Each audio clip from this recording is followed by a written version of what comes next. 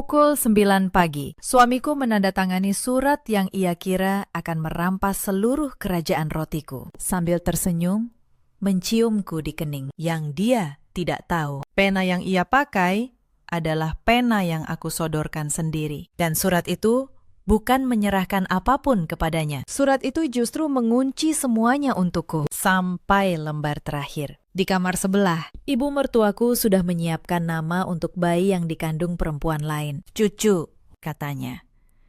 Cucu dari rahim pelakor yang tidur di ranjang yang aku beli dengan keringatku sendiri. Mereka tertawa. Mereka pikir aku hanya istri lugu yang tahunya cuma menghitung tepung dan gula. Mereka lupa satu hal. Aku yang membangun semua ini dari nol. Dan malam nanti, dengan satu tanda tangan notaris, aku akan menutup setiap pintu, mengunci setiap rekening, dan membiarkan mereka berdiri di jalan tanpa 1 rupiah pun untuk membayar angkot. Halo, sahabat setia channel ini. Sebelum kita masuk ke kisah yang akan menguras emosi kalian, tolong tekan tombol subscribe dan nyalakan lonceng notifikasinya. Karena di episode ini, kalian akan menyaksikan bagaimana seorang perempuan yang dianggap bodoh selama 7 tahun membalikan meja dengan cara yang paling tenang, paling elegan, dan paling tidak pernah mereka duga. Sebelum mulai,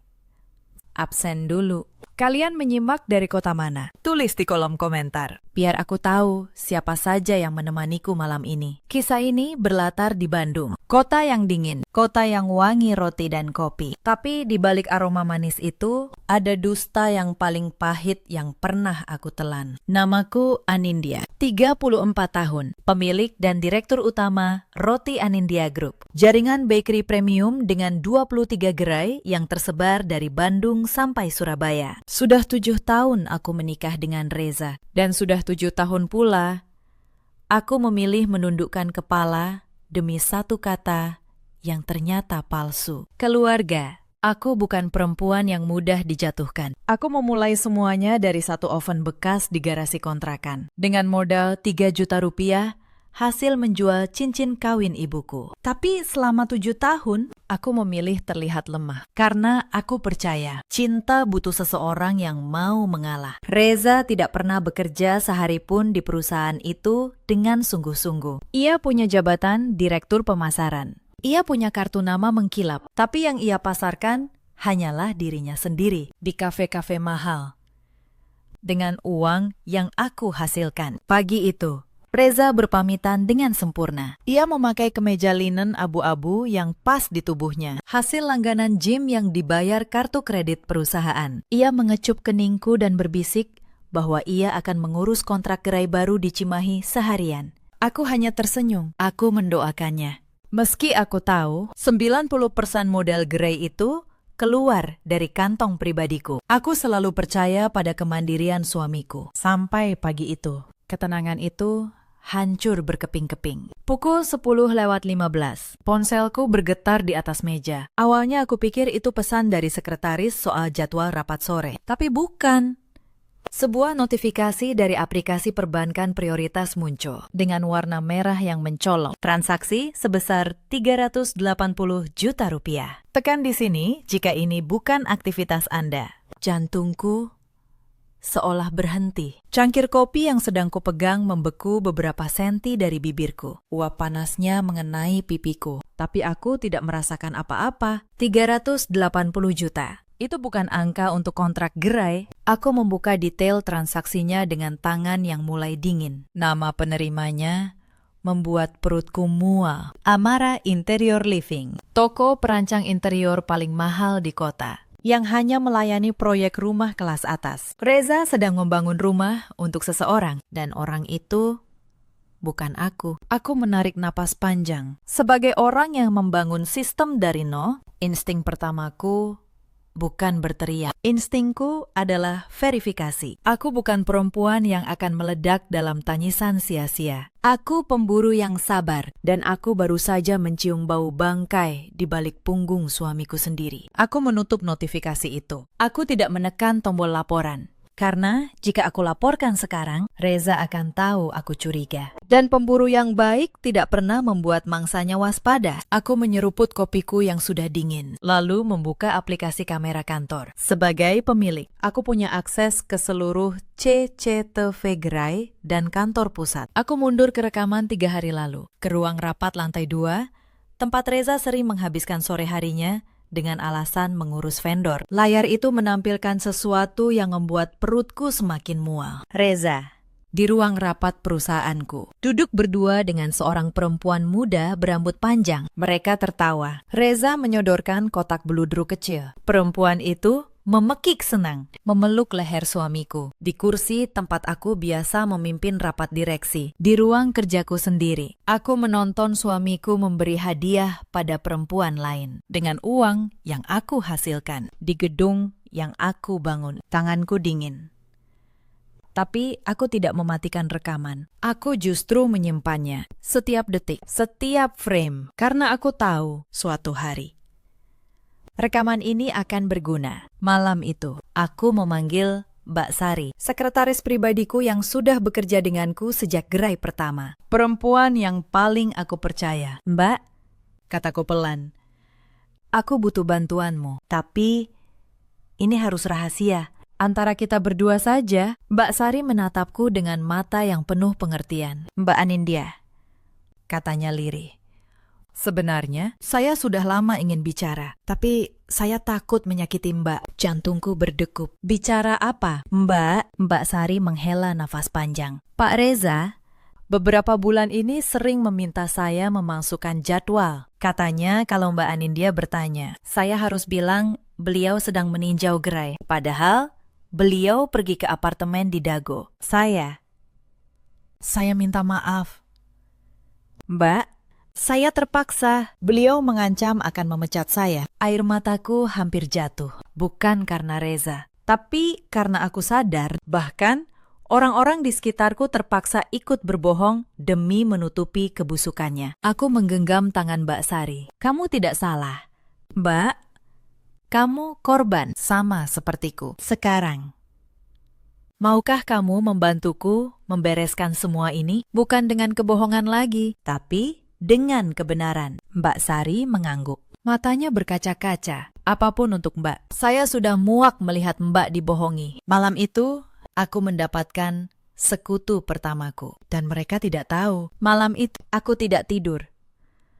Aku duduk di ruang kerjaku, membuka satu persatu mutasi rekening bersama kami selama 6 bulan terakhir. Angka tidak pernah berbohong. Angka tidak bisa bersandiwara. Dan angka-angka itu menceritakan sebuah kisah yang jauh lebih busuk daripada yang aku bayangkan. Ada pembayaran rutin ke sebuah apartemen di kawasan Dago, 12 juta per bulan. Ada tagihan restoran, tagihan butik, tagihan klinik kecantikan. Ada satu transaksi ke klinik kandungan swasta. Tanggalnya 3 minggu lalu. Tanganku berhenti di layar. Klinik kandungan. Aku dan Reza belum punya anak. Bukan karena aku tidak mau, tapi karena setiap kali aku membicarakannya, Reza selalu berkata, "Sekarang belum waktunya, sayang.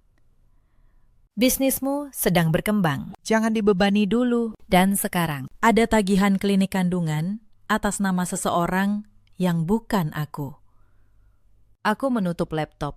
Aku tidak marah, aku hanya merasa dingin. Dingin yang menjalar dari ujung jari sampai ke dada. Seperti seseorang yang baru saja menyadari bahwa selama 7 tahun, ia mencintai sebuah bayangan. Tapi di tengah rasa dingin itu, satu kalimat berputar di kepalaku. Mereka tidak tahu semua yang mereka nikmati. Aku yang pegang kuncinya. Keesokan harinya, aku pergi ke rumah ibu mertuaku di kawasan Antapani. Aku membawa rendang buatan sendiri, seperti menantu yang baik. Rumah itu, rumah yang aku beli tunai 3 tahun lalu, agar Bu Sulastri tidak lagi tinggal di kontrakan sempitnya di kampung. Ketika aku masuk, aku mendengar suara mereka dari ruang tengah, suara ibu mertuaku, dan suara seorang perempuan muda yang tidak aku kenal. Mereka tidak tahu aku sudah datang. Kalau anaknya perempuan, kita kasih nama Keisha, kata Bu Sulastri. Suaranya penuh kegembiraan yang belum pernah ia tunjukkan padaku selama 7 tahun. Kalau laki-laki, Arkana. nama yang gagah, seperti calon pewaris. Perempuan muda itu tertawa manja. Ibu jangan buru-buru, nanti Mbak Anindianya curiga. Si Anindya itu, ibu mertuaku mendengus. Perempuan kampung yang cuma bisa bikin roti. Untung Reza mau menikahinya waktu itu, biar ada modal. Sekarang kan sudah cukup. Sebentar lagi kita urus cerainya. Kamu yang akan jadi nyonya di perusahaan itu. Zahra, kamu yang pantas. Piring rendang di tanganku hampir jatuh. Aku berdiri di ambang pintu. Tidak terlihat oleh mereka. Dan aku mendengar semuanya. Setiap kata, setiap tawa, setiap rencana yang mereka susun di atas penderitaanku. Zahra. Perempuan itu bernama Zahra dan ia sedang mengandung anak suamiku di rumah yang aku beli. Sambil menertawakan perempuan yang membayar semuanya. Aku berdiri diam dan mendengar lebih banyak lagi. Aku mendengar ibu mertuaku bercerita betapa selama 7 tahun ia harus berpura-pura menyayangiku. Betapa ia jijik setiap kali menerima uang bulanan dariku. Tapi tetap menerimanya. Karena, katanya, itu memang sudah kewajiban menantu. Bayangkan.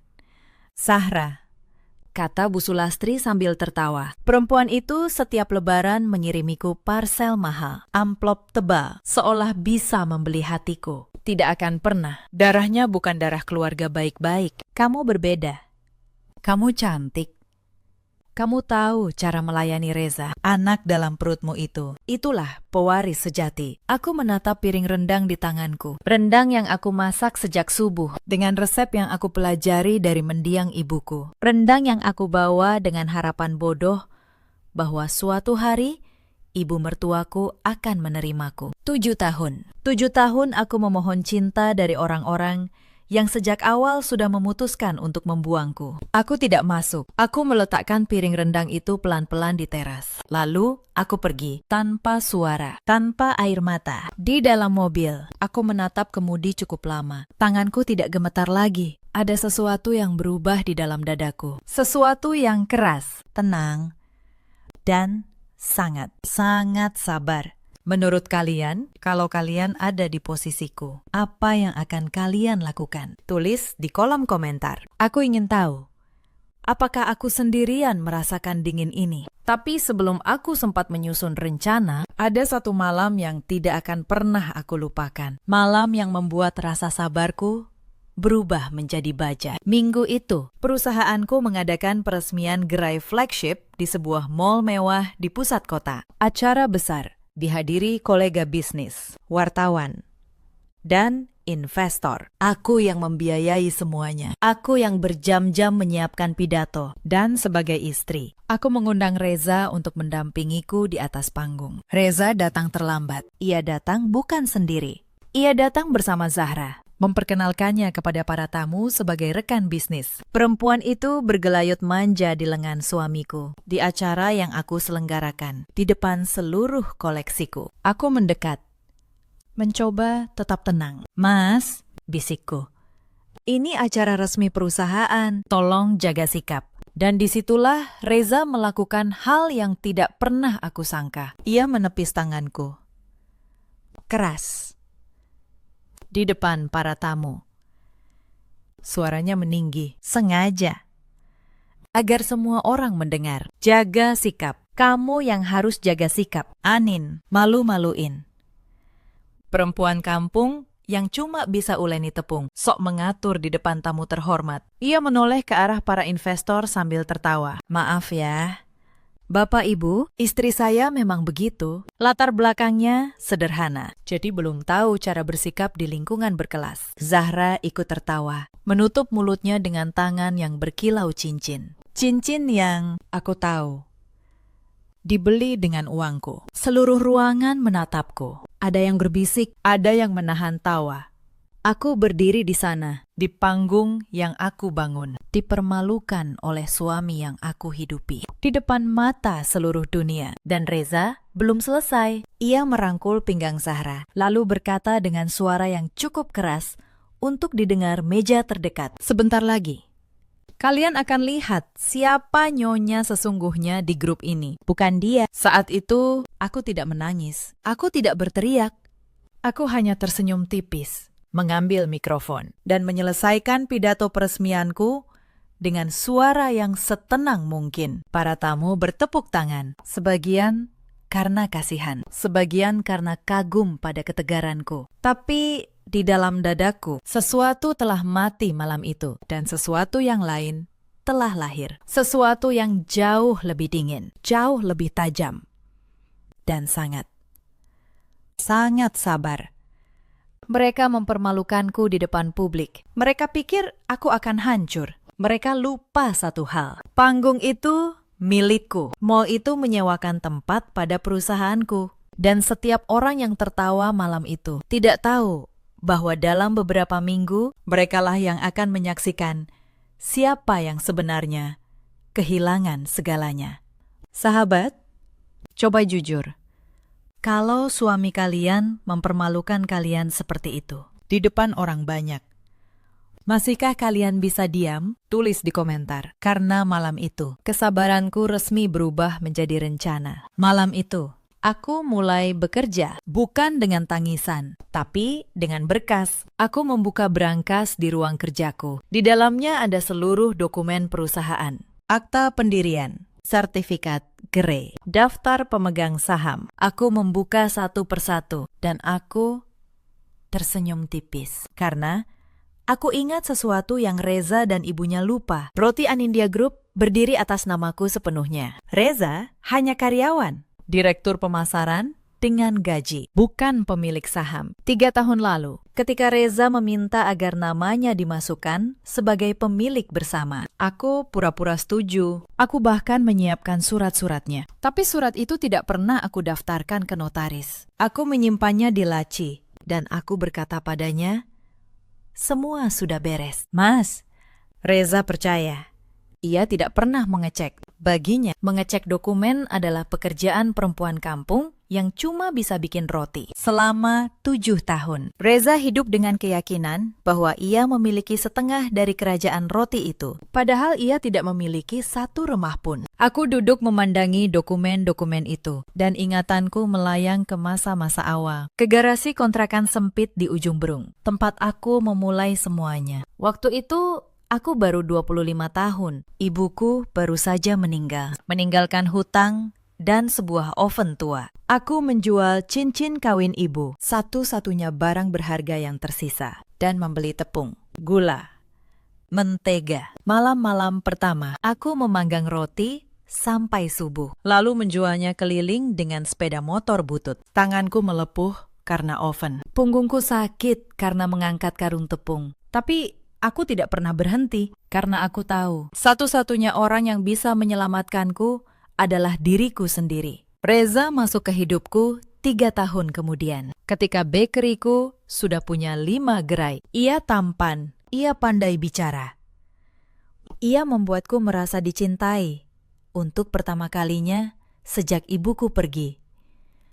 Aku tidak pernah bertanya mengapa lelaki setampan itu memilih perempuan sederhana sepertiku. Aku terlalu bahagia untuk curiga. Sekarang aku tahu jawabannya. Ia tidak pernah mencintaiku. Ia mencintai apa yang aku miliki. Aku menutup album kenangan itu di kepalaku. 7 tahun aku membiarkan cinta membutakanku. Malam ini, mataku terbuka. Dan aku akan menggunakan satu-satunya senjata yang tidak pernah mengkhianatiku. Kejeniusanku sendiri. Aku menyusun daftar.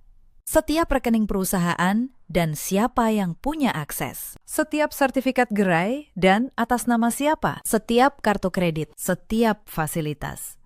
Setiap aset. Aku membuat peta lengkap kerajaanku dan menandai setiap pintu yang bisa aku kunci. Semalaman aku bekerja dengan ketenangan seorang jenderal yang menyusun strategi sebelum peran terakhir. Aku menelpon satu orang, Pak Birawa, notaris kepercayaanku sejak awal perusahaan berdiri. Suaranya mengantuk ketika mengangkat. Bu Anindya, ini sudah tengah malam. Pak Birawa, kataku tenang. Besok pagi, saya butuh Bapak menyiapkan beberapa dokumen. Perubahan susunan direksi, pencabutan kuasa, dan satu surat pemblokiran akses. Semua atas mama saya. Ada keheningan sejenak. Lalu Pak Birawa berkata pelan, terjadi sesuatu. Bu, tidak ada yang terjadi. Pakistan, jawabku. Saya hanya membereskan rumah saya sendiri, yang selama ini saya biarkan berantakan. Keesokan paginya, aku melakukan sesuatu Yang membuat Reza girang bukan main. Aku berkata padanya bahwa aku ingin akhirnya benar-benar meresmikan kepemilikan bersama. Aku bilang, Mas, aku sudah lelah memikul semuanya sendiri. Aku ingin kita berbagi tanggung jawab. besok kita ke notaris. Kita tanda tangani semuanya. Wajah Reza berseri. Ia memelukku erat. Akhirnya kamu sadar juga, sayang.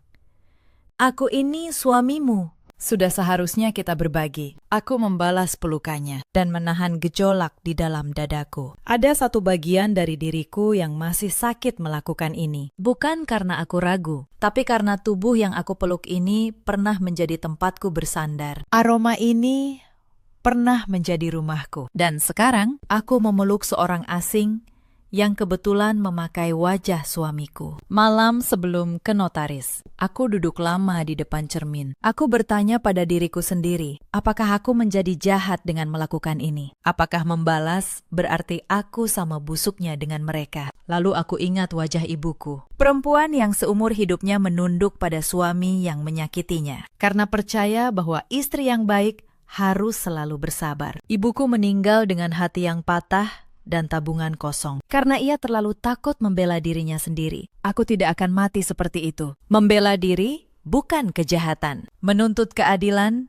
bukan dosa. Yang aku lakukan bukan balas dendam yang membabi buta. Aku hanya mengambil kembali apa yang selalu menjadi milikku dan menutup pintu bagi mereka yang mengira aku terlalu lemah untuk melawan. Aku menatap pantulan diriku dan aku berbisik pelan. Maafkan aku, Bu.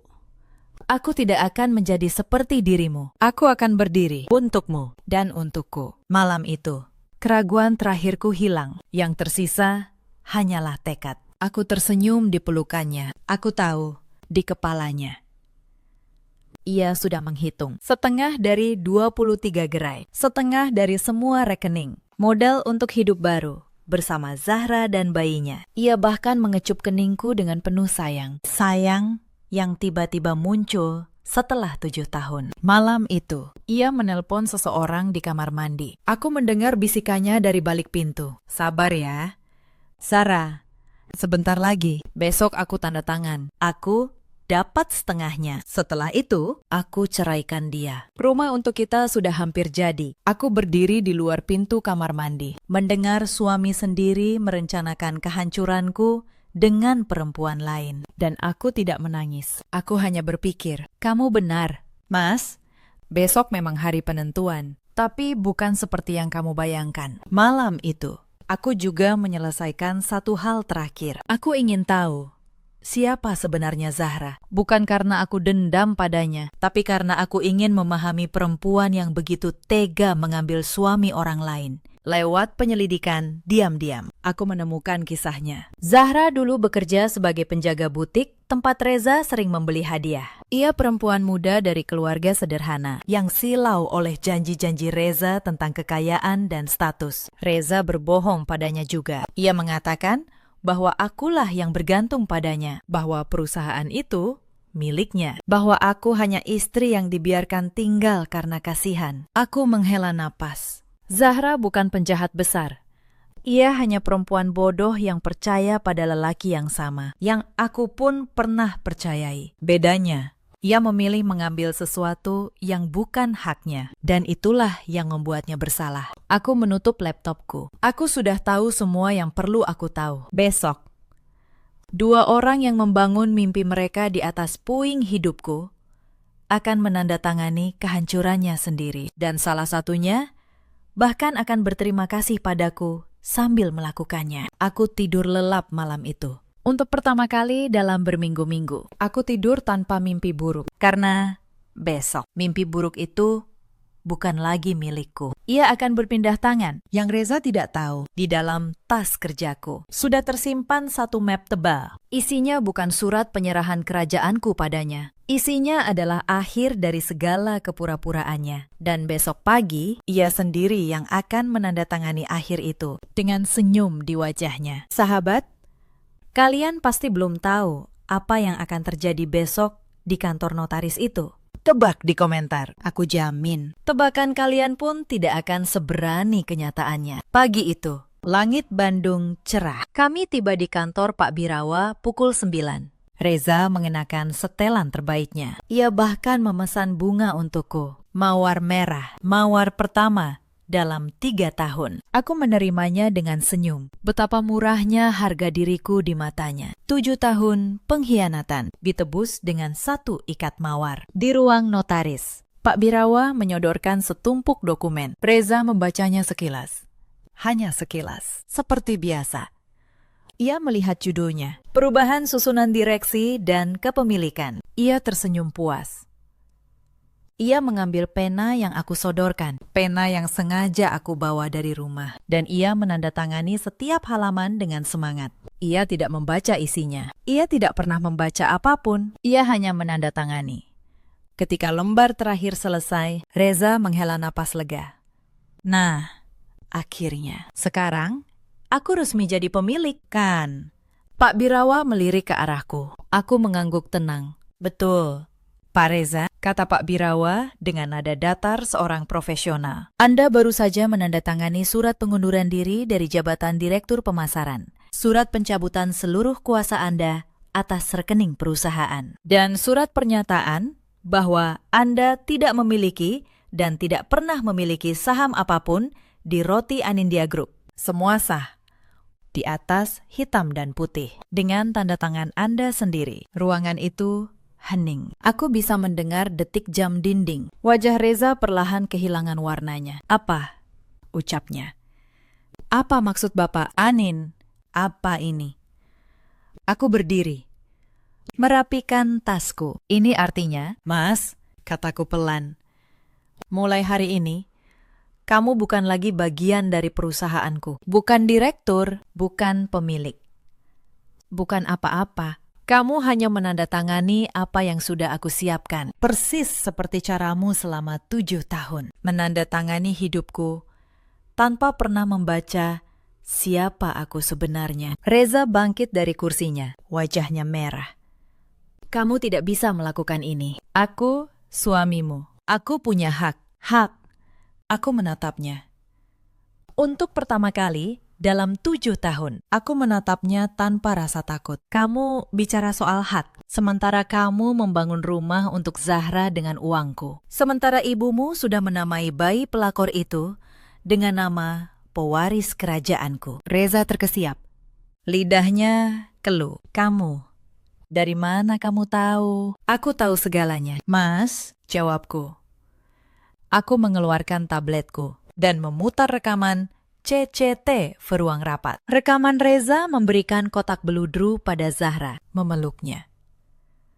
Di kursi direksiku sendiri, wajah Reza memucat menonton dirinya sendiri di layar. Aku melihat mutasi rekening yang kamu pikir tidak akan pernah aku periksa. Aku menonton pertunjukan menjijikkan kalian lewat kamera yang aku kendalikan. Di gedung yang aku bangun. Aku melihat bagaimana kamu memanjakan perempuan itu dengan uang yang aku hasilkan dari lembur sampai subuh. Aku mendengar ibumu menamai bayi itu Keisha atau Arkana di rumah yang aku beli untuknya. Aku mendengar kamu berbisik di kamar mandi, menjanjikan Zahra separuh dari hidupku. Aku berhenti sejenak, dan yang paling menyakitkan, aku mendengar diriku sendiri masih memanggilmu suami sampai detik terakhir. Reza jatuh terduduk di kursinya. Anin, kita bisa bicarakan ini. Aku hilaf. Aku bisa berubah. Kita mulai lagi dari awal. Aku menatapnya. Mulai lagi dari awal. Mas, kamu tahu berapa kali aku memaafkanmu dalam hati selama bertahun-tahun. Setiap kali kamu pulang larut, aku bilang pada diriku sendiri, mungkin ia lelah bekerja. Setiap kali kamu lupa ulang tahunku, aku bilang, mungkin ia sibuk. Aku sudah memaafkanmu ribuan kali sebelum kamu sempat meminta maaf sekalipun. Dan kamu membalasnya dengan membangun rumah untuk perempuan lain. Aku menggeleng pelan. Maaf, tidak lagi tersisa.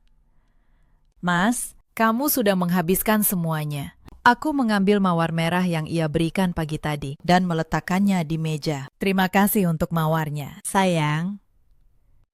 Ia layu sebelum kamu sempat menghancurkanku. Lalu aku berjalan keluar, meninggalkan Reza yang berdiri mematung di ruang notaris. Dikelilingi tumpukan kertas yang baru saja mengubur seluruh masa depannya, yang ia tanda tangani sendiri. Di belakangku, aku mendengar Reza berteriak pada Pak Birawa, menuntut agar dokumen itu dibatalkan. Aku mendengar Pak Birawa menjawab dengan tenang, bahwa tanda tangan yang sah tidak bisa ditarik kembali, bahwa ia sudah menjelaskan setiap dokumen, bahwa Pak Reza sendiri yang menolak membaca. Aku mendengar Reza menggebrak meja. Aku mendengar suaranya pecah. Tapi aku tidak menoleh, karena menoleh ke belakang adalah kemewahan bagi orang yang masih punya sesuatu untuk disesali di sana. Dan aku, di ruangan itu, tidak meninggalkan apapun, kecuali beban yang selama 7 tahun menghimpitku. Aku melangkah ke lift, menekan tombol, dan menatap pantulan diriku di dinding logam yang mengkilap. Perempuan yang menatap balik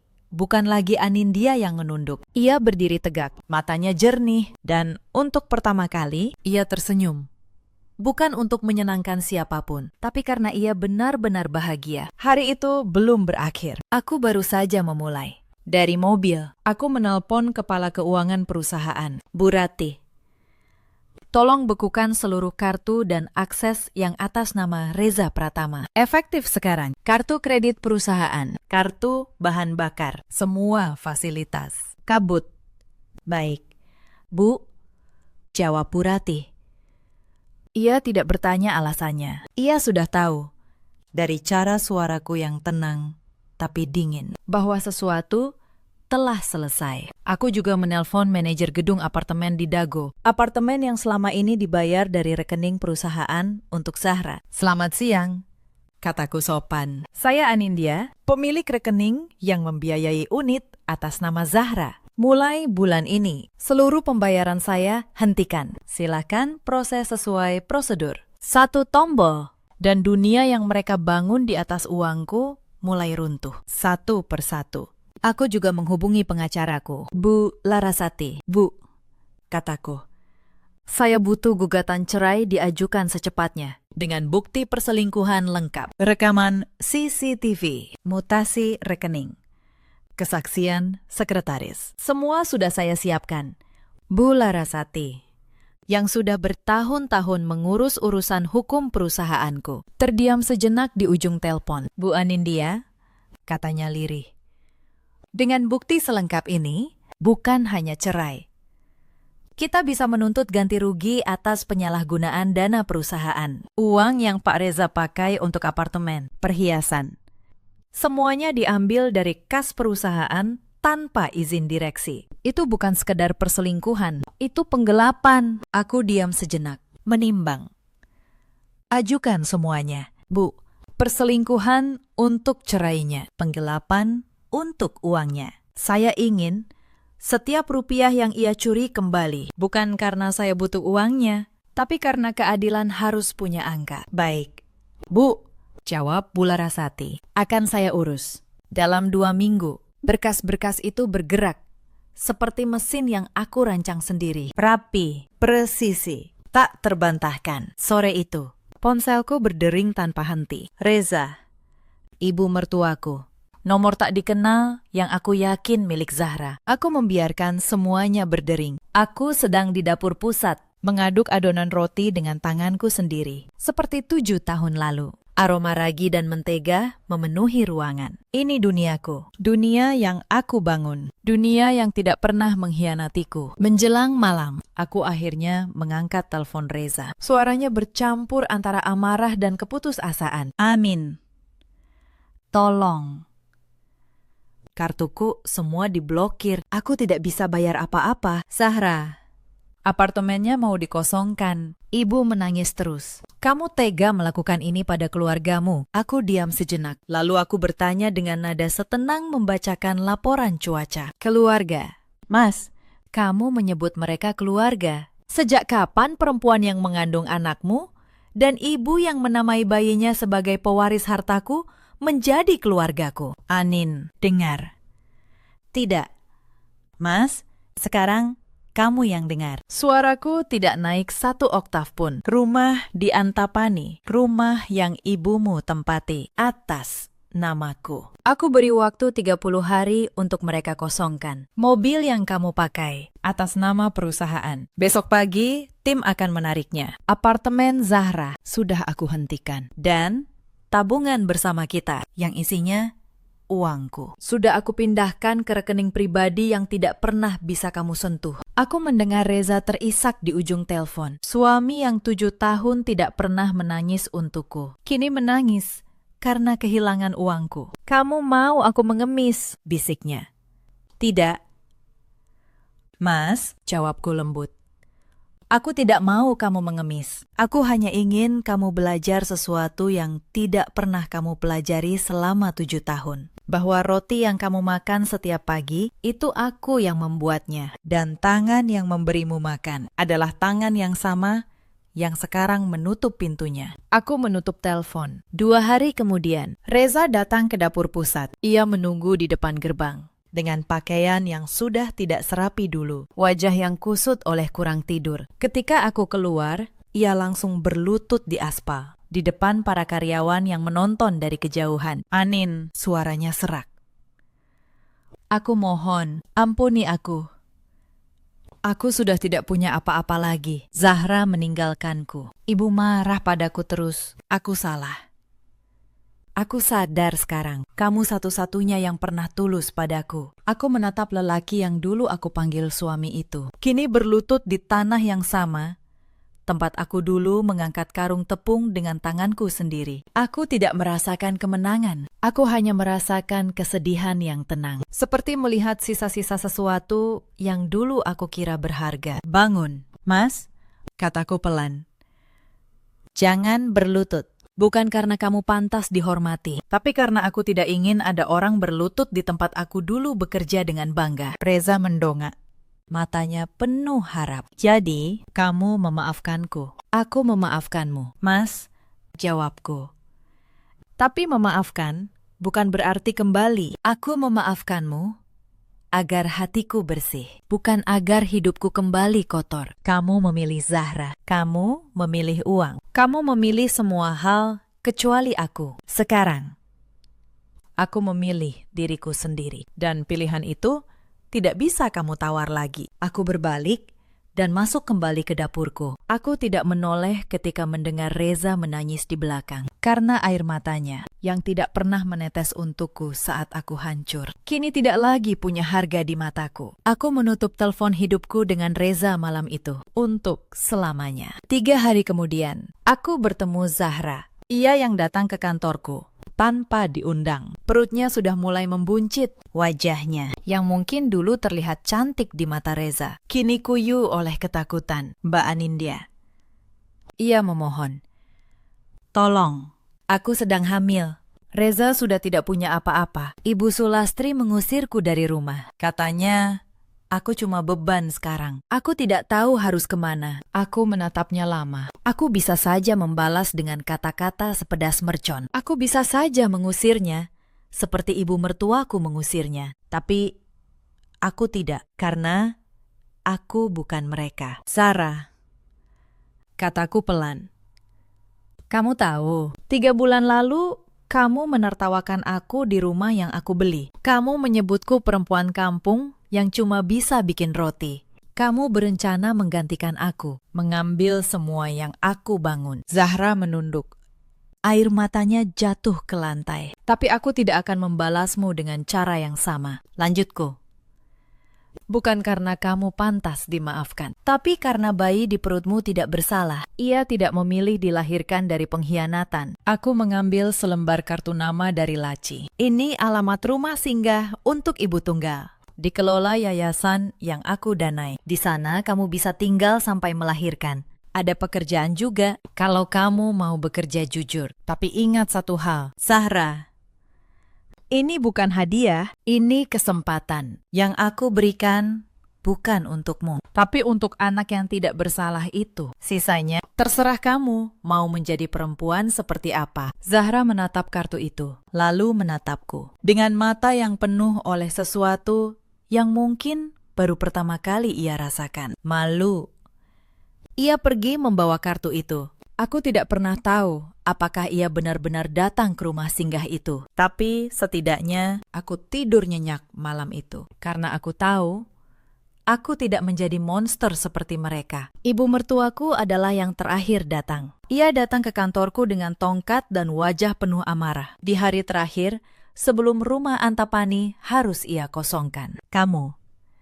Ia menuding wajahku dengan tongkatnya. Menantu durhaka. Kamu tega mengusir orang tua ke jalan. Tidak ada berkah untuk perempuan sepertimu. Aku berdiri tenang di balik mejaku. Bu, kataku.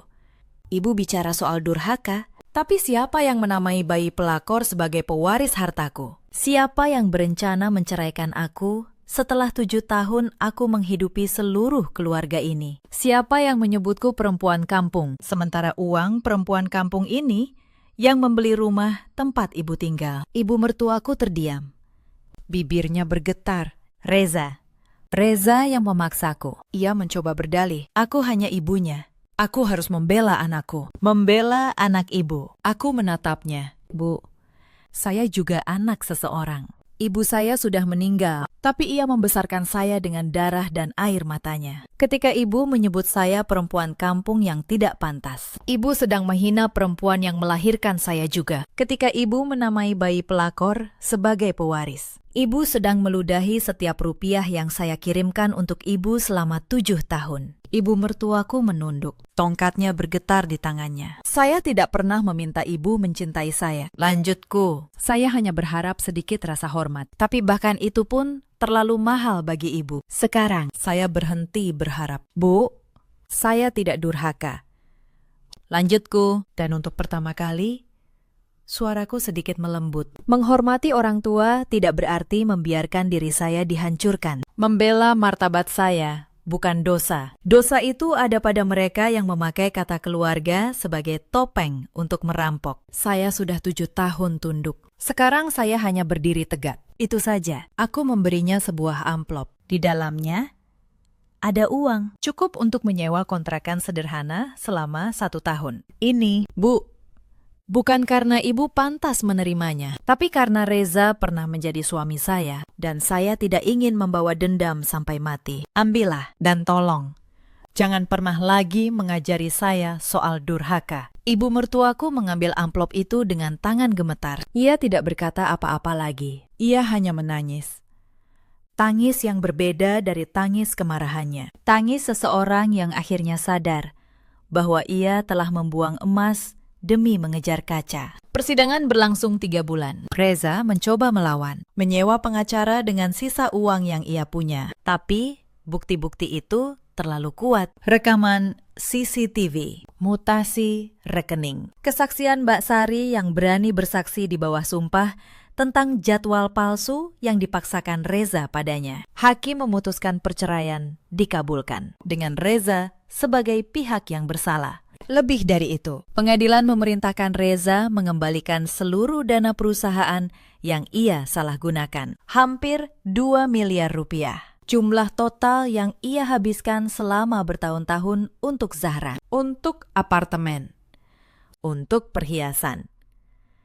Untuk gaya hidup yang tidak pernah ia hasilkan sendiri. Reza tidak punya uang sebanyak itu. Ia tidak pernah menabung, ia hanya menghabiskan. Maka satu-satunya cara membayar adalah dengan menjual segala yang tersisa. Mobil, jam tangan koleksinya, semua barang mewah yang dulu ia banggakan. Dan bahkan setelah semua itu dijual, hutangnya masih tersisa. Di ruang sidang, di hari putusan dibacakan, Reza menatapku dengan mata yang penuh kehancuran. "Kamu puas sekarang?" bisiknya. Aku menatapnya balik. Tenang. Bukan soal puas. Mas, ini soal keadilan. Kamu mengira uang yang aku hasilkan adalah milikmu. Kamu mengira perempuan yang membuatmu makan bisa kamu buang seperti sampah. Hari ini, kamu hanya belajar bahwa setiap perbuatan punya harga. Dan kamu akhirnya membayarnya. Aku berdiri, mengambil tasku, dan berjalan keluar dari ruang sidang itu dengan kepala tegak. Untuk pertama kali dalam 7 tahun, aku tidak lagi memikul beban siapapun kecuali diriku sendiri. Dan beban itu ternyata terasa seperti kebebasan. Setahun berlalu. Roti Anindya Group membuka gerai ke-30. Aku berdiri di depan gerai baru itu, memotong pita, dikelilingi karyawan-karyawan yang aku anggap keluarga sesungguhnya. Bukan keluarga darah, tapi keluarga yang tidak pernah menusukku dari belakang. Mbak Sari kini menjadi manajer operasionalku. Perempuan yang dulu terpaksa berbohong demi Reza, kini berdiri di sisiku dengan kepala tegak. Mengelola puluhan gerai dengan kejujuran yang membuatku bangga. Mbak Anindya, katanya, sambil menyerahkan laporan bulanan. Kita naik 40% tahun ini. Orang-orang bilang, Roti, kita punya rasa yang berbeda sekarang. Aku tertawa kecil. Rasa apa? Rasa bebas, Mbak. Jawabnya sambil tersenyum. Rasa perempuan yang akhirnya memasak untuk dirinya sendiri. Aku menatap deretan roti hangat di etalase. Croissant, roti sobek, bolu.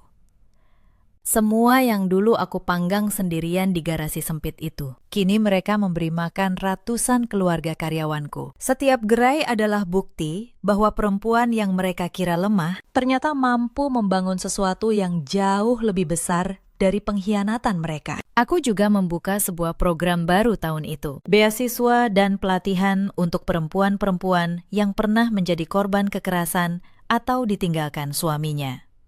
Aku mengajari mereka membuat roti, mengelola usaha kecil, berdiri di atas kaki sendiri. Karena aku tahu, cara terbaik membalas masa lalu bukanlah dengan dendam, tapi dengan mengubah rasa sakitku menjadi tangga bagi perempuan lain untuk naik. Reza, ku dengar, kini bekerja sebagai pelayan di sebuah kafe kecil di pinggiran kota. Semua uang yang pernah ia curi habis dalam hitungan bulan, karena ia tidak pernah tahu cara menghasilkan, hanya cara menghabiskan. Ibu mertuaku tinggal di kontrakan yang aku sewakan, dan ku dengar sesekali ia bercerita pada tetangga tentang menantu yang dulu ia buang. Bukan dengan benci lagi, tapi dengan penyesalan. Dan Zahra, suatu hari, sepucuk surat datang ke kantorku, tanpa nama pengirim yang jelas. Isinya hanya beberapa baris. Terima kasih. Anakku lahir sehat. Aku bekerja di rumah singgah sekarang, membantu ibu-ibu lain. Aku tidak akan pernah bisa menebus kesalahanku,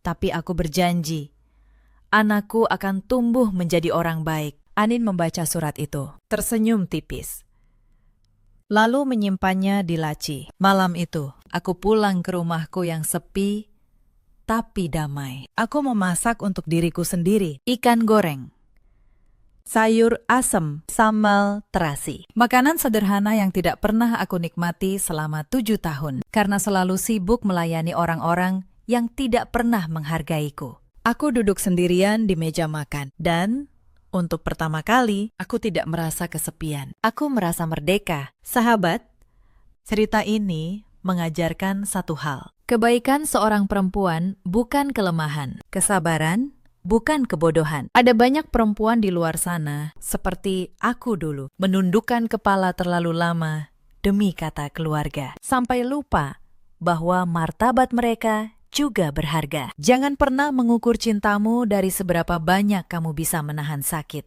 Dan jangan pernah membiarkan siapapun membuatmu percaya bahwa membela dirimu sendiri adalah dosa.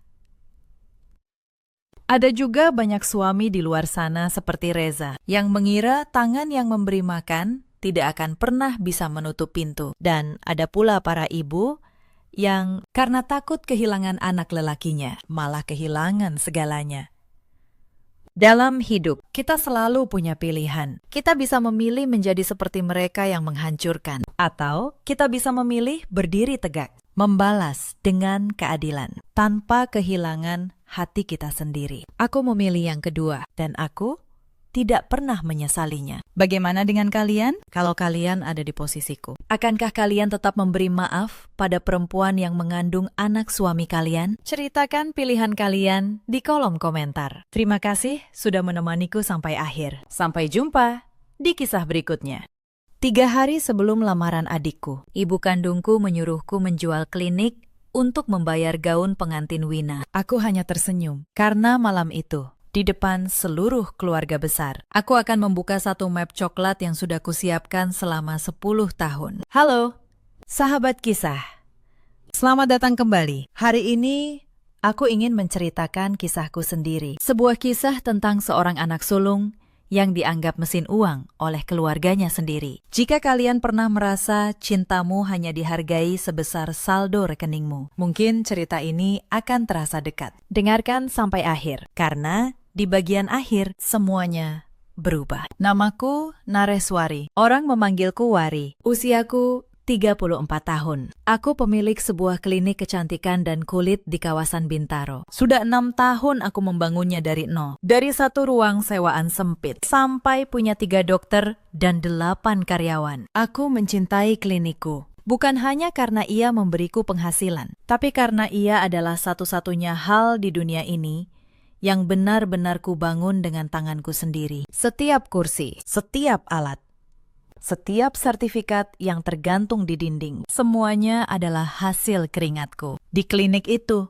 aku bukan mesin uang siapapun. Aku adalah Wari, seorang pemimpin, seorang pengusaha yang dihormati karyawannya. Karyawanku seperti keluarga kedua bagiku. Ada Mbak Asih, resepsionis yang sudah ikut sejak awal. Ada Dokter Mina, yang kuanggap adik sendiri. Mereka tahu aku bekerja keras, dan mereka menghargaiku. Ironisnya, di tempat kerja aku mendapat penghargaan yang tidak pernah kudapat di rumah sendiri. Aku menikah dengan Damar, suamiku, seorang dosen arsitektur. Lelaki yang tenang, sabar, dan selalu berdiri di sisiku. Kami punya satu putri, namanya Kayla, baru 5 tahun.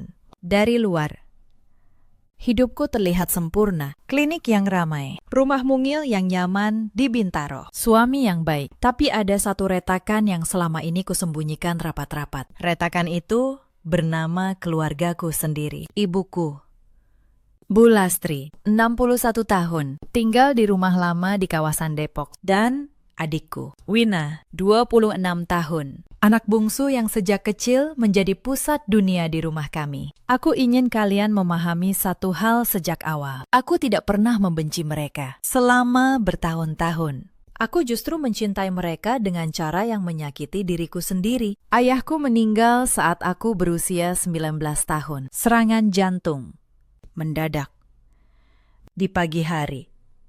Sejak hari itu, seluruh beban rumah jatuh ke pundakku. Bukan ke pundak ibu, ke pundakku. Aku ingat malam pemakaman ayah. Ibu menggenggam tanganku erat, matanya basah. Katanya pelan, Wari, sekarang kamu yang jadi tulang punggung. Adikmu masih kecil. Ibu cuma punya kamu. Aku baru 19 tahun. Tapi aku mengangguk. Aku berjanji dalam hati akan menjaga mereka. Aku tidak tahu bahwa janji itu akan menjadi rantai yang mencekikku selama 15 tahun ke depan. Aku berhenti kuliah di semester 3. Aku bekerja di apotik pagi sampai sore, lalu jaga konter kosmetik malam hari. Uangku habis untuk satu hal. Bukan untukku, untuk mereka. Wina waktu itu masih SMP. Ibu bilang adikku tidak boleh kekurangan apapun. Jadi, aku membelikan seragam baru, sepatu baru, tas baru setiap tahun. Sementara sepatuku sendiri sudah menganga di ujungnya. Aku tetap memakainya ke tempat kerja. Saat Wina masuk SMA, ia minta sekolah swasta mahal. Ibu langsung setuju, lalu menatapku. Wari yang bayar, ya? Kamu kan kakaknya. Aku membayar. Tentu saja aku membayar. Saat Wina kuliah, ia minta laptop terbaru, lalu minta motor, lalu minta liburan ke Bali bersama teman-temannya. Semua aku turuti. Aku menahan setiap keinginanku sendiri. Aku tidak pernah honeymoon dengan Damar, karena uangnya kupakai untuk renovasi rumah ibu. Aku tidak pernah membeli baju baru untuk diriku selama bertahun-tahun, supaya Wina bisa tampil trendy di kampusnya. Aku pikir kalau aku jadi anak yang cukup baik, suatu hari mereka akan menyayangiku. Setidaknya sedikit. Tapi anak yang baik bukanlah yang mereka inginkan. Yang mereka inginkan adalah anak yang membayar. Damar pernah berkata padaku suatu malam, dengan suara yang sangat lembut, Wari, kamu tahu kan, Keluargamu gak akan pernah bilang cukup. Aku diam. Karena aku tahu dia benar. Tapi aku belum siap menerimanya. Aku ingin kalian tahu betapa dalamnya pengorbanan yang kuberikan. Bukan untuk dipuji, tapi supaya kalian paham kenapa luka ini begitu menyakitkan. Saat aku hendak menikah dengan Damar, kami punya tabungan kecil untuk biaya pernikahan. Tabungan yang kukumpulkan bertahun-tahun. Tapi 3 bulan sebelum hari pernikahan, ibu datang menangis. Katanya, atap rumah Depok bocor parah dan harus diperbaiki total, katanya. Ia tidak punya uang, maka aku menyerahkan hampir seluruh tabungan pernikahanku untuk renovasi rumah ibu. Pernikahanku akhirnya hanya digelar sederhana di rumah, dengan beberapa puluh tamu. Damar tidak pernah mengeluh, tapi aku tahu, jauh di lubuk hatinya, ia sedih melihat istrinya tidak mendapat hari bahagia yang layak. Saat aku hamil Kayla, aku tetap bekerja keras sampai bulan terakhir. Bukan karena aku harus, tapi karena saat itu Wina sedang kuliah dan biaya semesternya, kosnya, uang jajannya. Semua menjadi tanggunganku. Aku ingat, di trimester terakhir kehamilanku, aku masih berdiri 8 jam sehari di klinik. Sementara Wina memamerkan tas branded baru di media sosialnya. Tas yang kubelikan dari uang lemburku. Bahkan saat Kayla lahir, ibu hanya datang sebentar ke rumah sakit. Bukan untuk melihat cucunya, tapi untuk meminta uang. Wari, Wina butuh biaya wisuda. Kamu kan baru lahiran, dapat uang dari mana-mana kan? Begitu katanya.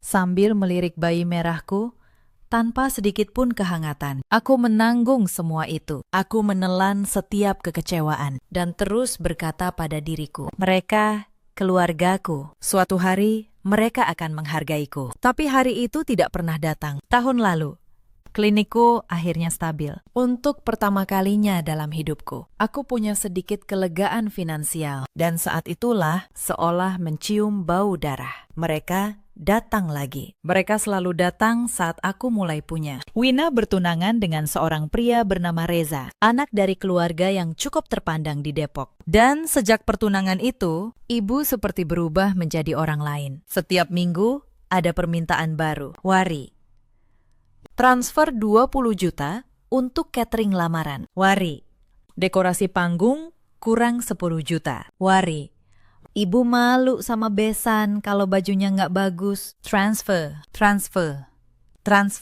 Aku mulai lelah. Bukan lelah fisik, lelah jiwa. Tapi aku belum berani berhenti. Belum.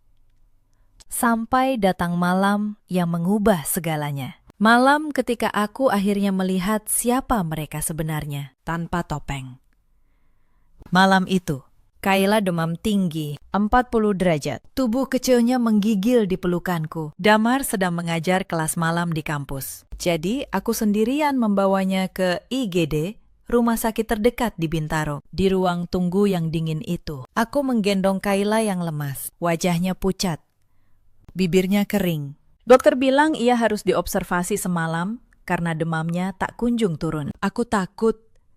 Sebagai ibu, tidak ada yang lebih menakutkan daripada melihat anakmu sakit dan kamu tidak bisa berbuat apa-apa. Di tengah ketakutan itu, aku ingat ibu. Aku ingin didengar. Aku ingin seseorang dari keluargaku berkata, sabar, Wari, cucu ibu pasti sembuh. Hanya itu. Aku hanya butuh itu, maka aku mengirim pesan ke grup keluarga. Tanganku gemetar saat mengetik. Bu, Kayla demam tinggi. Lagi di IGD. Doain ya. Aku menunggu. 1 menit, 5 menit, 10 menit. Tidak ada balasan. Lalu, akhirnya, ponselku bergetar. Hatiku sedikit lega. Ibu membalas. Tapi isi pesannya membuat darahku membeku. Wari, jangan lupa transfer 15 juta buat DP gedung lamaran Wina besok pagi. Pemilik gedungnya nungguin. Penting banget ini. Itu saja. Tidak ada kata Kayla. Tidak ada bagaimana keadaan cucu ibu. Tidak ada doa. Hanya tagihan. Aku membaca pesan itu sekali, 2 kali, 3 kali. Aku mencari kata-kata lain yang mungkin terlewat. Mungkin ada pesan susulan. Mungkin ibu sedang mengetik kalimat tentang Kayla. Aku menunggu 2 menit. menatap layar. Tidak ada apa-apa. Cucunya sedang terbaring lemas di rumah sakit. Dan satu-satunya yang ada di kepala ibuku adalah uang muka gedung pernikahan. Aku tidak menangis. Anehnya, aku tidak menangis. Aku hanya merasa ada sesuatu yang dingin merayap di dadaku. Sesuatu yang selama ini kutahan. Akhirnya retak. Malam itu, aku tetap mentransfer 15 juta karena saat itu aku belum cukup kuat. Tapi sambil menekan tombol kirim, aku tahu sesuatu sudah berubah dalam diriku. 3 hari kemudian, Kayla sudah membaik.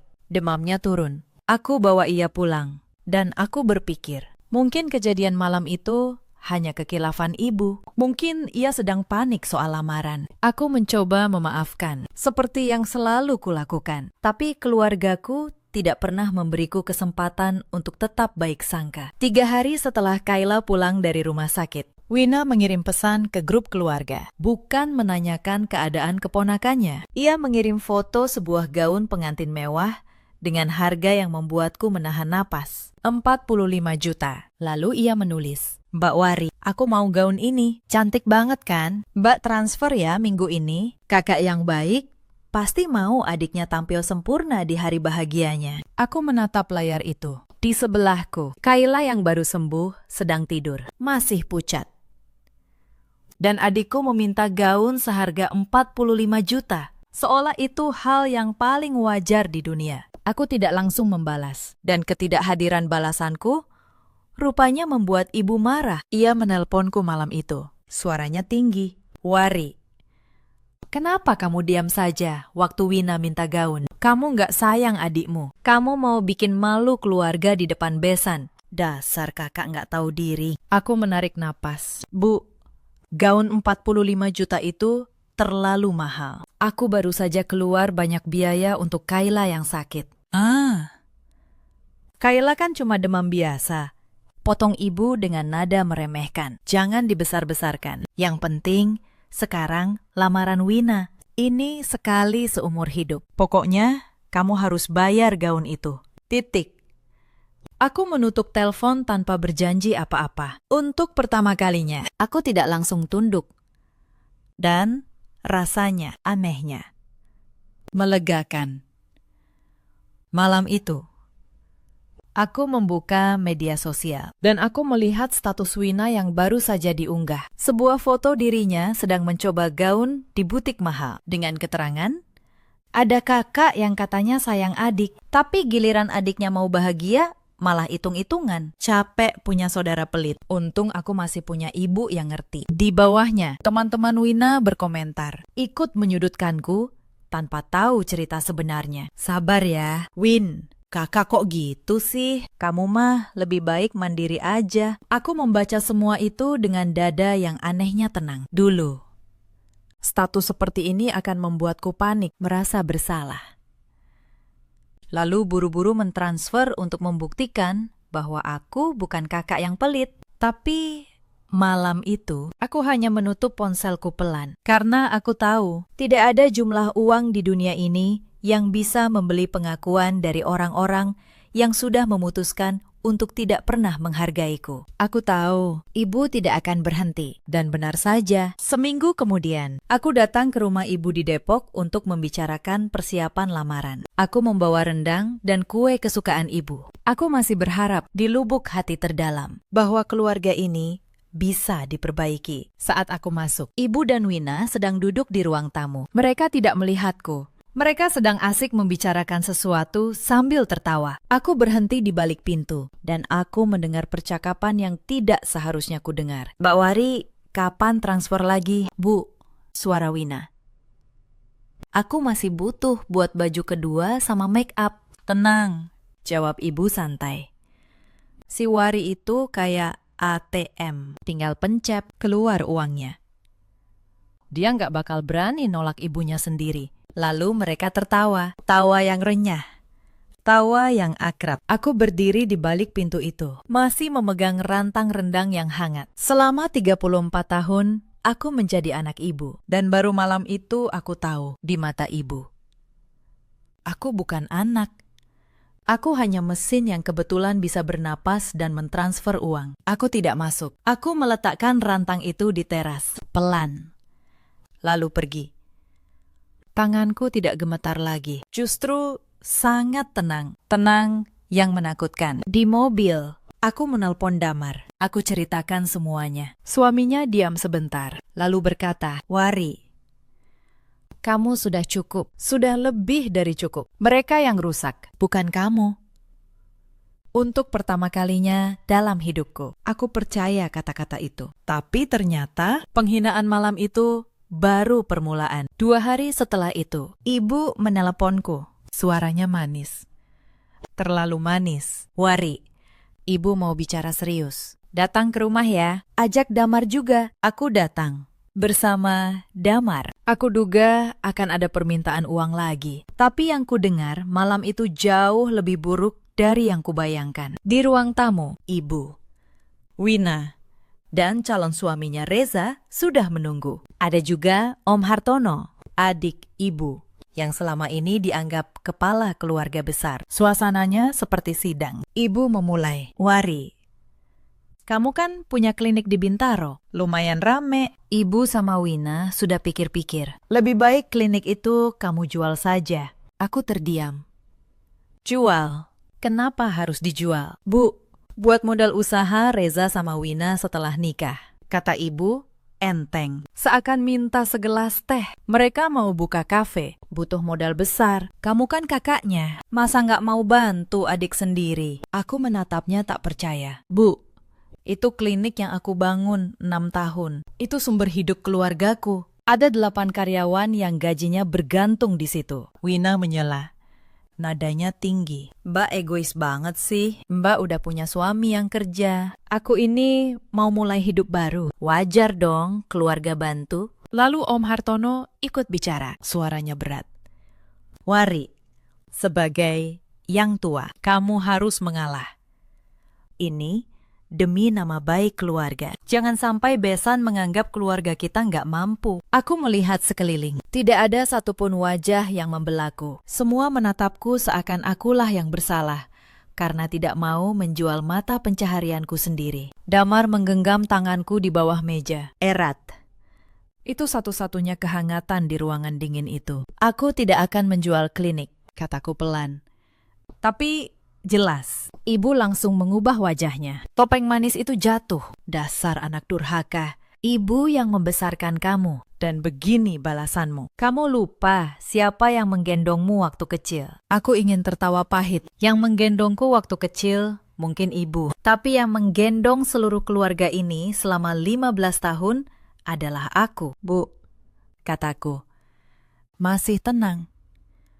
"Selama 10 tahun aku kasih semuanya. Kuliahku, honeymoonku, semua tabunganku. Aku nggak pernah minta apa-apa balik. Sekarang, aku cuma minta satu hal. Biarkan klinikku tetap milikku. Kalau kamu nggak mau jual," kata ibu dingin, "jangan harap kamu masih ibu anggap anak. Dan jangan datang ke lamaran Wina. Kamu cuma akan bikin malu." Kalimat itu seharusnya menghancurkanku. Tapi anehnya, kalimat itu justru membebaskanku. "Baik, Bu," kataku sambil berdiri. "Tapi aku akan datang ke lamaran Wina. Aku janji. Dan aku akan bawa sesuatu yang spesial." Aku menarik tangan Damar. Dan kami pergi. Di belakangku, aku mendengar ibu masih meneriakkan kata durhaka berkali-kali. Aku tidak menoleh. Di mobil, Damar bertanya pelan, "Kamu mau bawa apa ke lamaran, Wari?"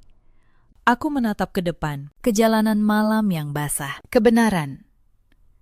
"Damar, aku akan bawa kebenaran." Malam itu, di rumah. Setelah Kayla tidur, aku membuka lemari tua di kamarku. Di dalamnya, ada satu kotak besi yang sudah lama tidak kubuka. Aku adalah orang yang teliti. Sejak ayah meninggal, aku punya kebiasaan menyimpan semua bukti, semua kwitansi, semua mutasi rekening, semua bukti transfer. Bukan karena aku berniat jahat, tapi karena seorang akuntan dalam diriku tahu suatu hari nanti bukti ini mungkin penting. Aku mulai menyusun. Selama 3 hari ke depan, aku tidak banyak tidur. Aku mengumpulkan setiap lembar, setiap bukti transfer ke rekening ibu, setiap pembayaran, SPP Wina, setiap kwitansi renovasi rumah Depok, setiap nota motor, laptop, liburan Bali, semuanya.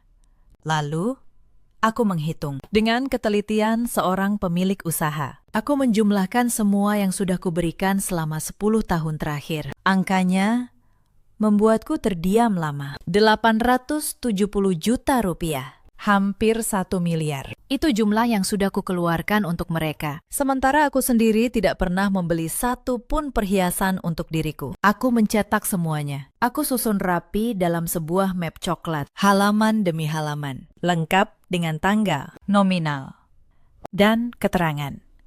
Sebuah laporan keuangan utuh tentang sebuah cinta yang dieksploitasi. Di halaman terakhir, aku menuliskan satu kalimat dengan tangan. Ini bukan utang, ini bukti bahwa aku pernah mencintai kalian lebih dari diriku sendiri. Map itu kuletakkan di tas. Aku siap. Tapi aku belum selesai. Masih ada satu hal lagi yang harus kusiapkan. Sesuatu yang akan membuat semuanya menjadi adil. Aku ingat dulu, saat klinik baru berdiri, aku pernah meminjam nama ibu untuk salah satu sertifikat tanah investasi. Tanah kecil di pinggiran Depok yang kubeli dengan uangku sendiri, tapi atas nama ibu. Karena waktu itu aku belum punya KTP domisili Depok. Ibu lupa soal tanah itu, tapi aku tidak. Aku menghubungi seorang notaris kenalanku, Pak Bagja. Aku menanyakan status hukum tanah itu, dan jawabannya membuatku tersenyum kecil. Karena semua bukti pembayaran tanah itu atas namaku, dan ibu hanya pinjam nama. Secara hukum, aku punya dasar kuat untuk menariknya kembali. Pak Bagja bilang ia bisa membantu mengurus akta pengembalian hak. Tanah itu sekarang nilainya sudah naik berkali lipat, hampir 300 juta. Dan ibu yang merasa tanah itu miliknya, berencana menjualnya untuk tambahan biaya pernikahan Wina. Aku tersenyum lagi. Mereka pikir mereka memegang semua kartu. Mereka tidak tahu kartu terkuat ada di tanganku sejak awal. Malam sebelum lamaran, aku tidak bisa tidur. Bukan karena gugup, tapi karena untuk pertama kalinya dalam hidupku, aku merasa berdaya. Aku menatap Kayla yang tidur nyenyak. Aku berbisik padanya, Bunda nggak akan pernah biarkan kamu jadi seperti Bunda. Nah, kamu nggak akan pernah jadi mesin uang siapapun. Lalu, aku menatap langit-langit kamar dan menunggu pagi. Menunggu hari di mana topeng semua orang akan jatuh. Tapi 2 hari menjelang lamaran, tekanan dari mereka justru semakin menjadi-jadi. Seakan mereka mencium bahwa aku mulai berani melawan. Dan mereka panik. Pagi itu, ponselku berdering tanpa henti. Bukan dari ibu, tapi dari para saudara jauh. Om Hartono, Tante Yuli. Sepupu-sepupu yang bertahun-tahun tidak pernah menanyakan kabarku. Semua menelpon dengan satu pesan yang sama. Mereka menyuruhku mengalah.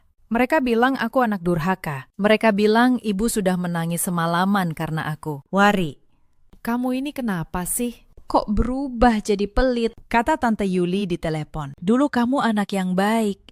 Sekarang kok jadi melawan ibu sendiri. Aku mendengarkan semuanya dengan tenang. Aku tahu, ibu sengaja menggerakkan seluruh pasukan keluarga besar untuk menekanku. Itu strategi lamanya. Jika satu orang tidak berhasil membuatku menyerah, ia akan mengirim 10 orang. Tekanan sosial adalah senjata favoritnya. Dulu, taktik ini selalu berhasil. Aku akan luluh, merasa bersalah, lalu menyerah dan mentransfer. Tapi kali ini, aku hanya berkata pelan ke setiap penelpon. Terima kasih sudah menelpon, Tante.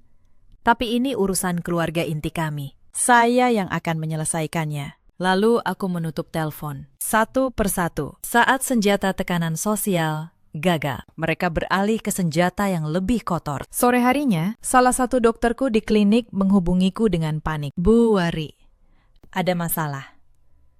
Di media sosial muncul akun yang menyebarkan ulasan buruk tentang klinik kita. Katanya klinik kita pakai produk palsu. Dokternya tidak berizin, padahal semua itu bohong. Aku membuka akun itu, dan dengan satu pandangan, aku tahu siapa pelakunya. Gaya bahasanya, foto profilnya yang menggunakan gambar yang pernah Wina kirim ke grup keluarga. Wina, adikku sendiri. Mencoba menghancurkan sumber penghasilan keluarganya hanya karena dendam. Untungnya, sebagai pemilik usaha yang teliti, aku punya semua dokumen legalitas klinik, izin operasional, sertifikat dokter, faktur resmi semua produk. Aku menyiapkan klarifikasi lengkap dengan bukti, dan dalam 2 hari, fitnah itu runtuh sendiri. Tapi kejadian itu mengajarkanku satu hal. Mereka tidak hanya ingin uangku saat mereka tidak bisa mendapatkannya. Mereka rela menghancurkanku. Lalu datang pukulan terakhir yang membuat keputusanku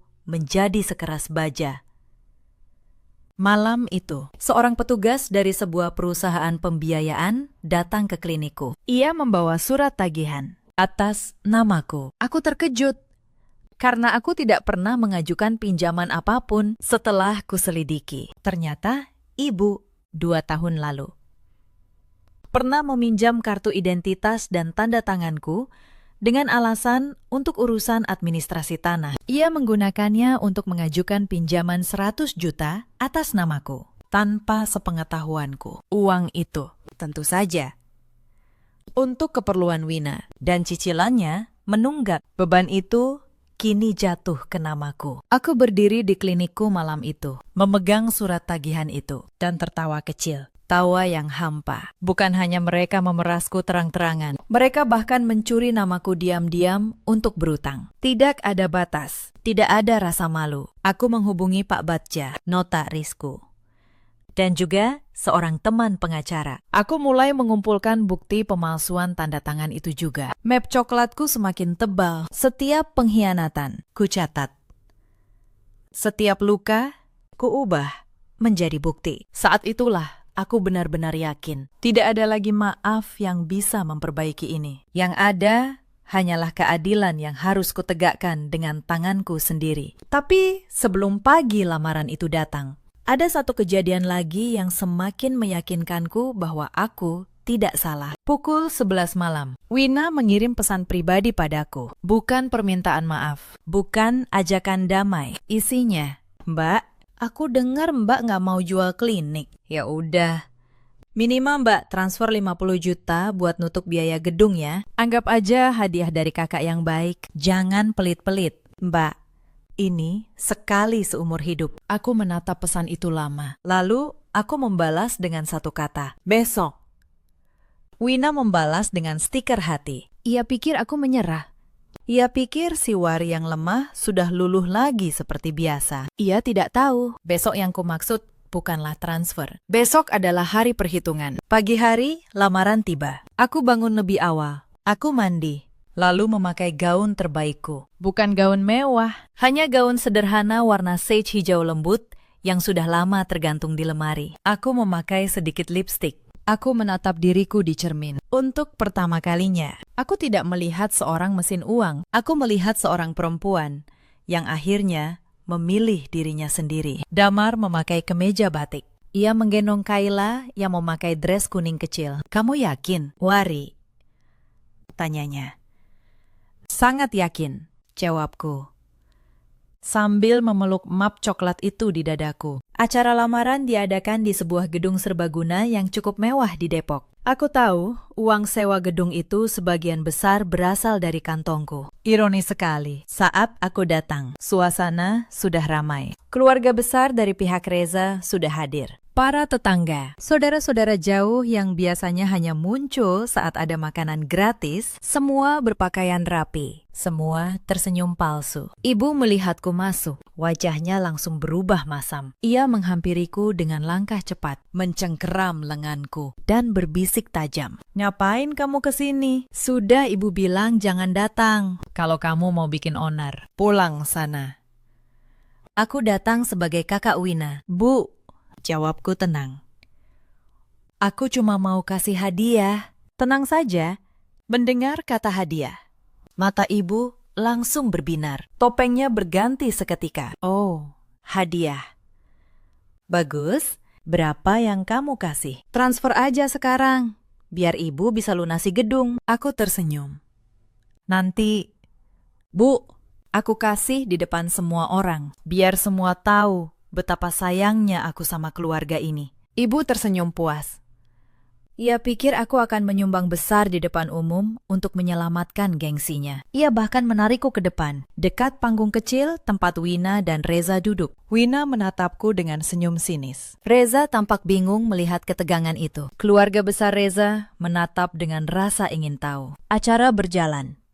Ada sambutan dari perwakilan keluarga Reza. Lalu giliran keluarga kami. Om Hartono naik ke depan. Berpidato panjang tentang betapa kompak dan penuh kasihnya keluarga kami. Aku hampir tertawa mendengarnya. Lalu, di sela acara, Ibu mengambil mikrofon.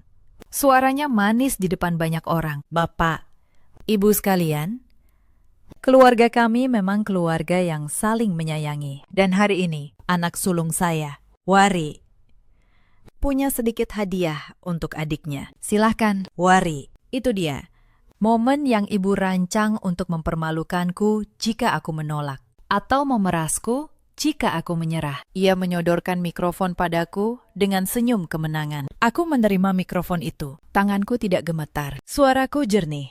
Terima kasih, Bu. Aku memulai. Selamat untuk Wina dan Reza. Hari ini hari bahagia. Dan benar kata ibu. Aku punya hadiah spesial. Aku membuka tasku. Tapi yang kukeluarkan bukan amplop, bukan uang. Aku mengeluarkan map coklat tebal itu dan mengangkatnya tinggi-tinggi agar semua orang melihat. Ini hadiahku, kataku. Sebuah laporan keuangan. Ruangan mulai hening. Ibu memasang wajah bingung. Wina mengernyit. Selama 10 tahun terakhir, aku melanjutkan. Suaraku menggema ke seluruh ruangan. Aku sudah memberikan kepada ibu dan adikku total 870 juta rupiah. Semua ada catatannya di sini. Lengkap. Tanggal, nominal, bukti transfer. Aku membuka map itu, membacakan beberapa baris. SPP, SMA, Wina, 3 tahun. 84 juta. Laptop dan motor Wina, 42 juta. Renovasi atap rumah ibu, 65 juta. Liburan Bali, Wina dan teman-temannya, 12 juta. Dan masih banyak lagi. Wajah ibu mulai memucat. Wari, hentikan. Kamu mempermalukan keluarga. Tidak. Bu, kataku tegas. Aku sedang menjelaskan kebenaran. Karena tadi malam, ibu menyuruhku menjual klinikku, sumber hidup keluargaku, dan 8 karyawanku. Hanya untuk modal Tafe Wina. Dan 2 minggu lalu, saat anakku Kayla demam tinggi di IGD, satu-satunya pesan yang ibu kirim adalah tagihan 15 juta untuk DP gedung ini. Suara-suara berbisik mulai terdengar di ruangan. Keluarga besar Reza saling pandang. Wajah Reza mengeras. Itu bohong, teriak Wina. Mbak ngarang.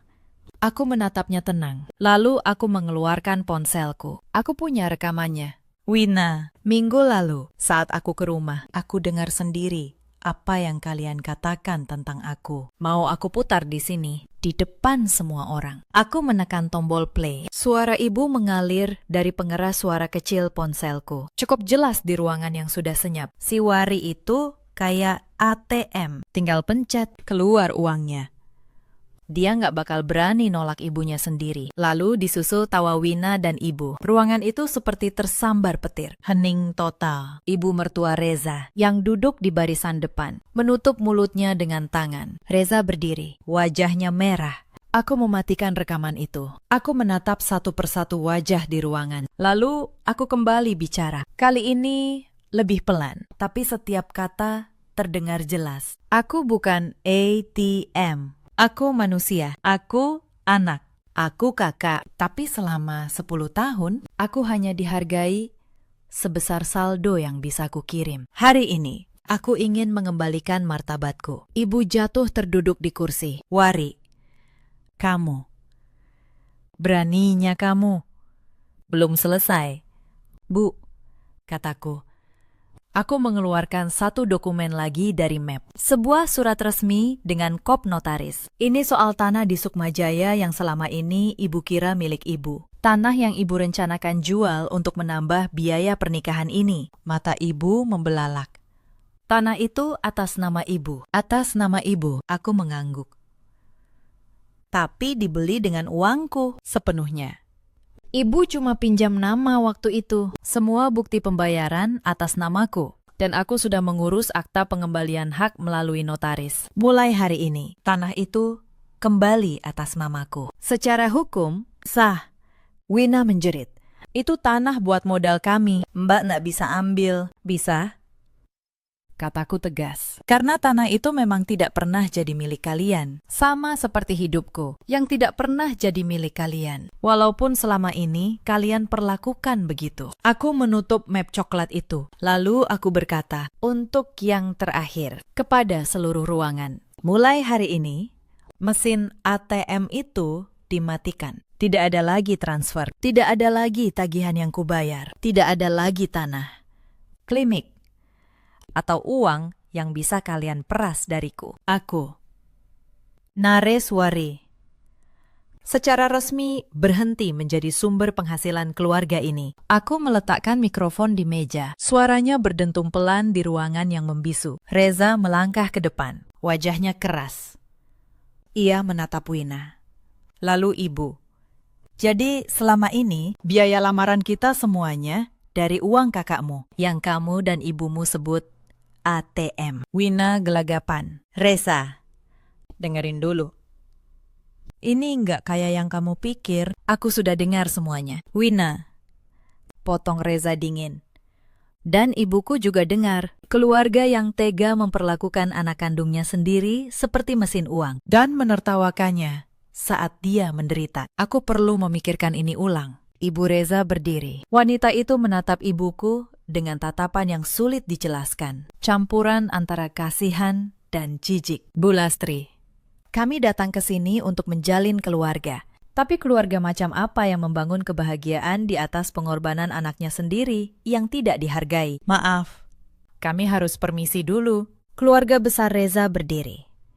Satu persatu, lalu meninggalkan ruangan. Suasana lamaran yang tadinya megah, kini berubah jadi puing kehancuran. Dekorasi mahal yang dibayar dengan uangku, berdiri kaku menyaksikan semuanya runtuh. Setelah keluarga Reza pergi, ruangan itu menjadi kacau. Ibu menghampiriku. Wajahnya merah padam, antara marah dan malu. Kamu puas sekarang? Kamu hancurkan masa depan adikmu. Kamu hancurkan nama keluarga. Aku menatapnya tenang. Tidak. Bu, aku tidak menghancurkan apapun. Aku cuma membuka apa yang sudah ibu sembunyikan. Yang menghancurkan keluarga ini bukan aku, tapi kebiasaan ibu menganggap cinta sebagai transaksi. Om Hartono, yang tadi berpidato tentang keluarga yang penuh kasih, kini berdiri dengan wajah pucat. Para tetangga dan saudara yang tadi menatapku sebagai anak durhaka, kini menunduk. Tidak berani menatapku, karena untuk pertama kalinya, mereka melihat kebenaran yang utuh. Mereka melihat siapa yang sebenarnya menanggung keluarga ini selama bertahun-tahun. Salah satu bibiku, Tante Sri, yang selama ini diam saja mendekatiku. Matanya berkaca-kaca. Ia berbisik, Wari, maafkan Tante, selama ini Tante nggak tahu kamu menanggung semua ini sendirian. Tante cuma dengar dari ibumu kalau kamu anak yang pelit dan susah diatur. Ternyata kamu yang paling berkorban. Kata-kata itu dari satu orang saja sudah cukup. Aku tidak butuh seluruh dunia mengerti. Aku hanya butuh kebenaran terungkap. Wina terduduk di lantai, menangis. Tapi bukan tangis penyesalan, tangis karena impian pernikahan mewahnya runtuh. Bahkan di saat seperti itu, ia masih hanya memikirkan dirinya sendiri. Dan melihat itu, aku tahu, aku tidak salah. Mereka tidak akan pernah berubah. Dan aku tidak bisa terus mengorbankan hidupku untuk orang-orang yang tidak akan pernah menghargainya. Aku tidak merasa puas, sungguh. Aku tidak menari di atas kehancuran mereka. Aku hanya merasa lega, seperti seseorang yang akhirnya meletakkan beban seberat 1 ton yang telah ia panggul selama 15 tahun. Aku menggendong Kayla, menggandeng tangan Damar, dan berjalan keluar dari gedung itu dengan kepala tegak. Di belakangku, aku mendengar ibu menangis, dan Wina berteriak-teriak menyalahkan satu sama lain. Untuk pertama kalinya, aku tidak menoleh untuk memastikan mereka baik-baik saja. Karena untuk pertama kalinya, aku memilih untuk memastikan diriku sendiri baik-baik saja. Di mobil, Kayla memandangku dengan mata bening. Bunda nangis. Aku tersenyum, mengusap pipiku yang ternyata basah. Bukan air mata sedih, air mata pembebasan. Gak apa-apa, sayang. Bunda cuma lega. Damar menggenggam tanganku di atas tuas perseneling. Kamu hebat, Wari. Kamu luar biasa hebat. Aku menyandarkan kepala ke bahunya. Aku capek banget, Demar. Tapi capek yang enak. Capek yang akhirnya selesai. Hari-hari setelah lamaran yang berantakan itu berjalan aneh. Sunyi. Untuk pertama kalinya dalam 10 tahun, ponselku tidak dipenuhi pesan berisi tagihan. Tidak ada lagi, Wari. Transfer. Tidak ada lagi, Wari. Ibu butuh. Awalnya, kesunyian itu terasa asing. Aku bahkan beberapa kali refleks mengecek ponsel, mengira ada permintaan baru. Tapi tidak ada. Dan perlahan, aku belajar menikmati ketenangan itu. Aku mulai menggunakan uangku untuk hal-hal yang dulu kuanggap mustahil. Aku membawa Damar dan Kayla berlibur ke Yogyakarta. Liburan keluarga pertama kami yang sesungguhnya. Aku membeli baju baru untuk diriku. Untuk pertama kalinya dalam bertahun-tahun. Aku bahkan akhirnya merayakan ulang tahun pernikahan dengan Damar. Sederhana. Di sebuah restoran kecil yang menyajikan ikan goreng dan sayur asam. Makanan biasa, tapi terasa seperti pesta paling mewah dalam hidupku. Aku ingat malam di Yogyakarta itu. Kami duduk di pelataran sebuah angkringan, makan nasi kucing, dan minum wedang jahe hangat. Kayla tertawa-tawa melihat lampu-lampu jalan. Damar memegang tanganku. Dan untuk pertama kalinya dalam hidupku, aku merasa benar-benar kaya. Bukan kaya uang, tapi kayak kedamaian. Tidak ada ponsel yang berdering menuntut transfer. Tidak ada rasa bersalah yang menggerogoti. Hanya ada kami bertiga. Dan ketenangan yang sudah lama tidak kurasakan. Klinikku berkembang. Tanpa beban menanggung biaya keluarga yang tak ada habisnya. Aku bisa berinvestasi kembali ke bisnisku. Aku membuka cabang kedua di kawasan BSD. Karyawanku bertambah. Untuk pertama kalinya, aku merasa kerja kerasku benar-benar untuk masa depanku sendiri. Mbak Asi, resepsionisku, pernah berkata sambil tersenyum. Bu Wari sekarang beda.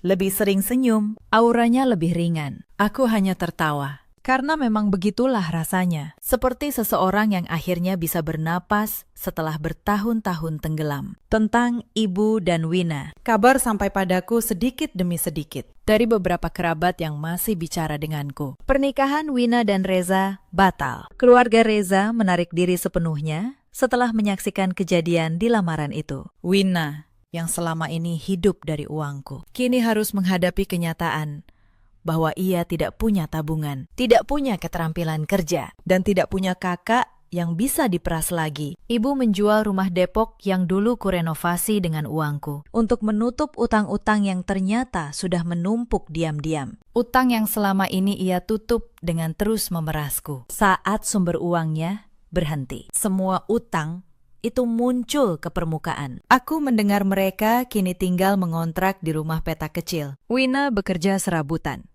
Ibu sering mengeluh sakit-sakitan. Beberapa bulan kemudian, ibu mengirimku pesan. Pesan pertama setelah sekian lama. Isinya panjang.